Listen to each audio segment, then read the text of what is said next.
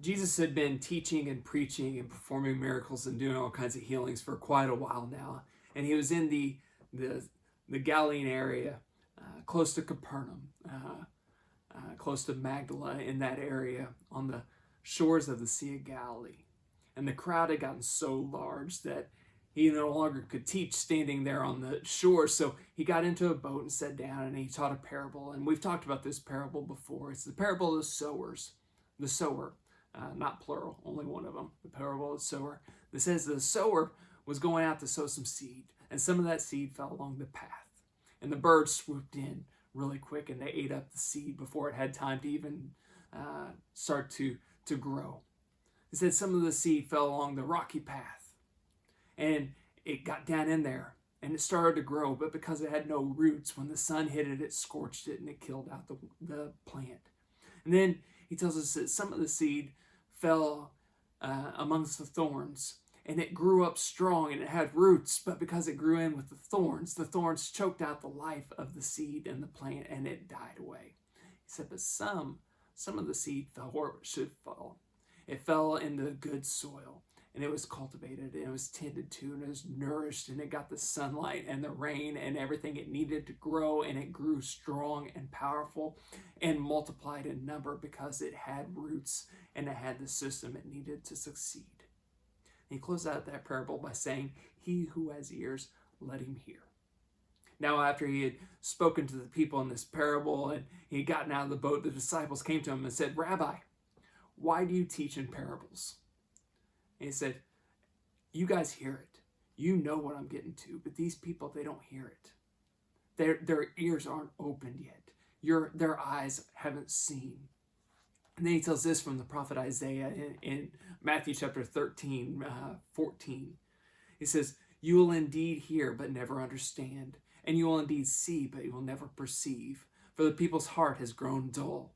And with their ears they can barely hear, and with their eyes they have closed, lest they should see with their eyes and hear with their ears and understand with their heart and turn, and I would heal them.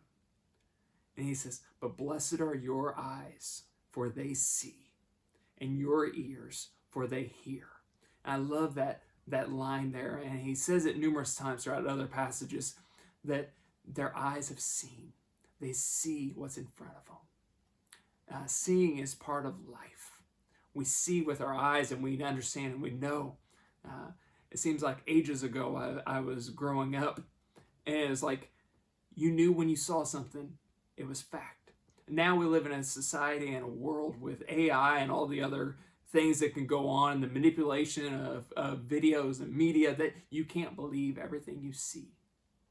But the problem is sometimes we don't see what's right in front of us. Even if it hasn't been changed or altered or created by a computer, our eyes are closed because we choose to close them, or we don't allow our eyes to be opened.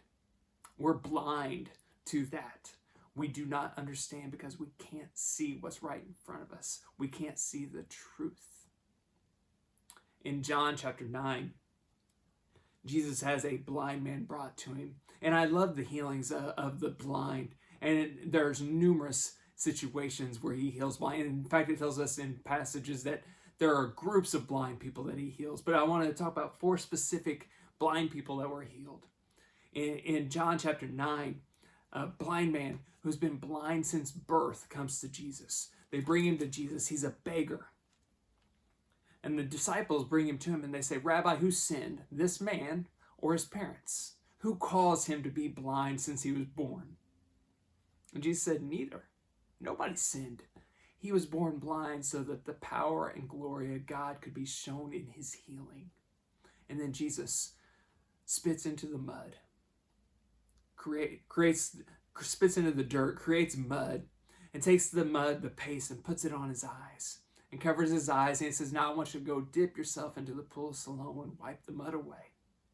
And tells us that the man went down to the pool blind, covered with mud in his eyes, and he came out able to see.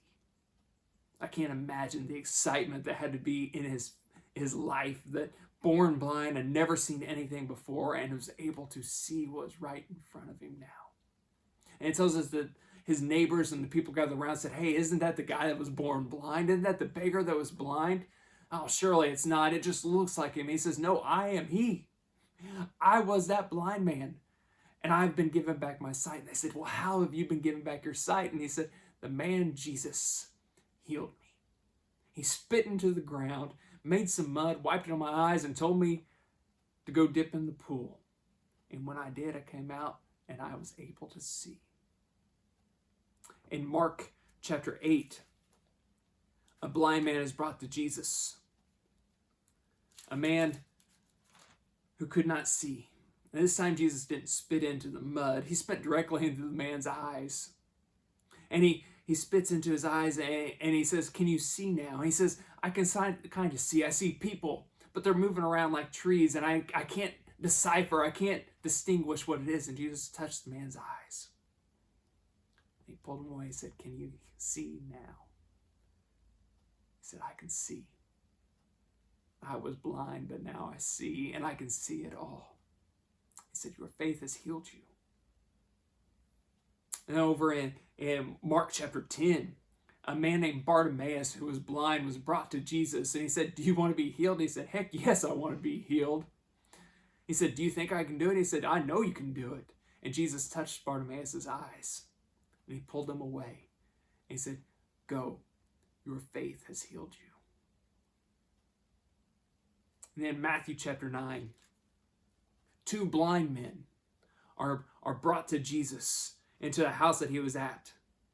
And they came crying. They said, Lord Jesus, Son of David, have mercy on us. Have mercy on us. And he said, do you believe that I am able to heal you? And they said, we believe. And he touched their eyes and he said, according to your faith, you are healed. And they went away. Now I love the next portion in that. Jesus often, when he performed a miracle or a healing, he told the people, don't tell anybody. Don't go out and say anything that I did this. Keep it between me and you. Why he did that was sometimes it wasn't time for it to be known. Sometimes he didn't want to cause an uproar. We don't know all the details of why, but this specific time he said, don't do it. And these men disobeyed Jesus. Now, side note, it's not a good idea to disobey Jesus because that's a sin. But these men do, and I'm glad they did because it tells us they went away and spread his fame throughout that district. They were blind and now they see.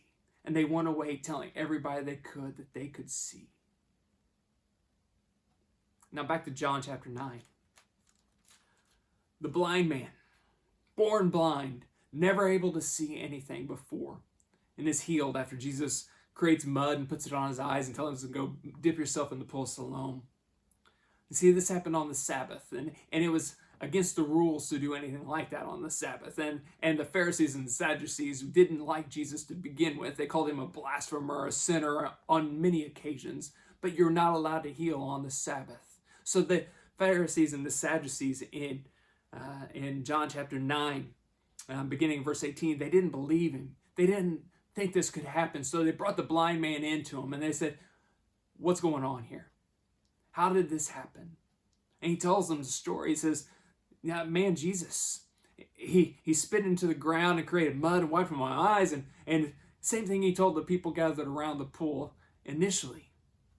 But they still didn't believe him. They said, no, this is all made up. This is a fake story. This isn't happening. Bring this man's parents into us.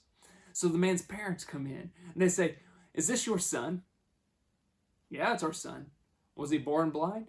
Yeah, he was born blind. Well, how did this happen? I don't know. He's speaking up for himself. He's of age. Let him tell you. So the second time, the man comes before him and they say, how did this happen? He said, I already told you once. Jesus spit on the ground, made mud, wiped it in my eyes, and I dipped in the pool like he told me to do, and I came out and I was able to see. And I love this line that he gives to the Pharisees.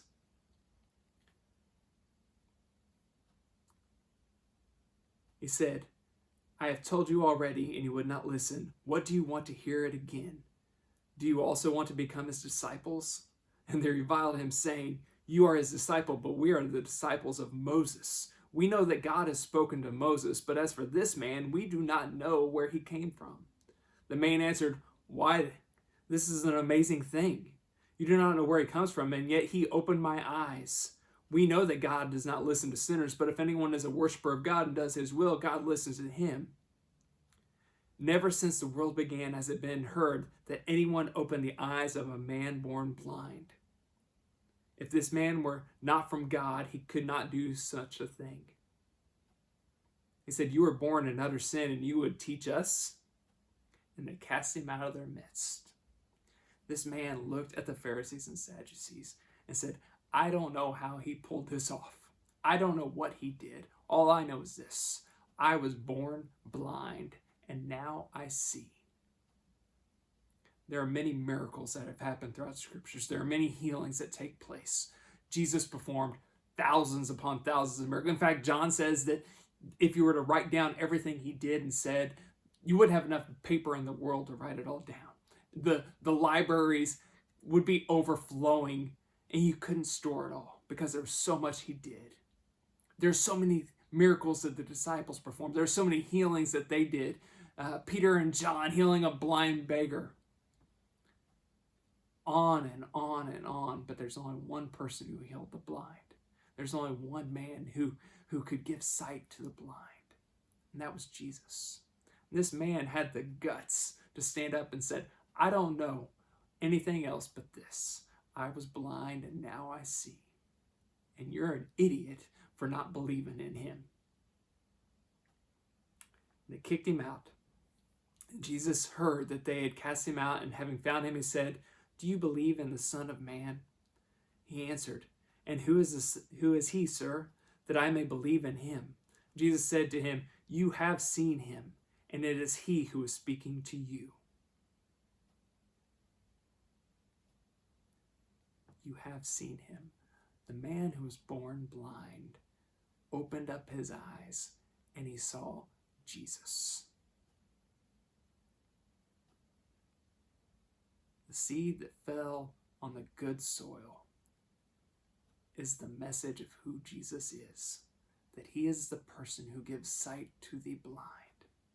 But the problem is, we let the world choke out what we see. We let others swoop in and eat up what we see. We let life stop us from planting roots into what we see. Jesus in John chapter 8 said this very simply. Again, Jesus spoke to them saying, "I am the light of the world. Whoever follows me will not walk in darkness, but will have the light of life in him." Do you have the light? Have you seen the light? Have you seen who he is and what he can do for you? That message that fell on the good path, that Jesus said grew and cultivated, was a simple message that Jesus Christ came to this earth to die on the cross for your sins. Have your eyes been open to that truth? Do you know who he is, and have you seen him? If not, open your eyes. Have a great week.